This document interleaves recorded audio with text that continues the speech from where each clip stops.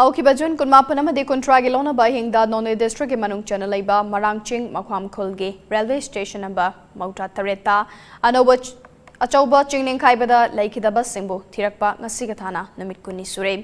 Hazik Fabda Siba Hakchang Yankaitaruk from Mungam Crane, Mioi Mangana, Thiba Khangdri Leire. Hazik Chatariba Rescue Operation Asi Makatana Haying Nuntil Faba, Chatakigani Haina, Relief and Disaster Management Minister Awangbo Numain High Crane. Wafamasing Asinoni DC Office Ki Conference Holder Pangtukiba Review Meeting the Haikibane, Mark na Haikim. Chatariba Operation Asi Haying Nuntil the Lepa Haina Kanabalere, Adumoina Mark, Haying Chief Minister Yana Kanakigane. Kanabadu da Arepa Wafam Amalak Lagan Haiki.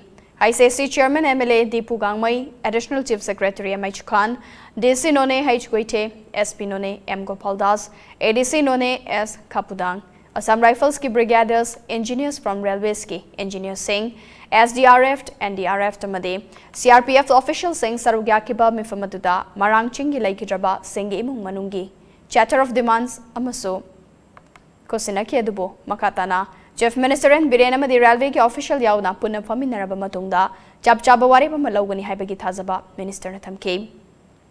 Minister ki maikai digi hauzik fabuda chatharakli ba rescue and search operation asida sarugyakiba made mateng panglakiba sing yauna Minister Awangbogna NDRF, SDRF, Police, Military, Fire, CSO, Mahiroi Lup Singh amade volunteer sing busu thaga performdurokle.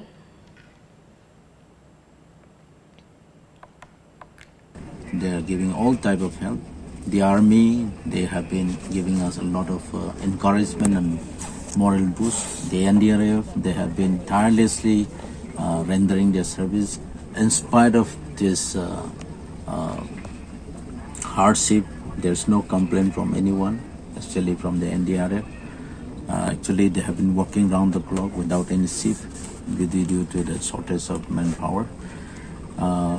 The other organizations also, the other civil and army volunteers also, I appreciate and thank all of them.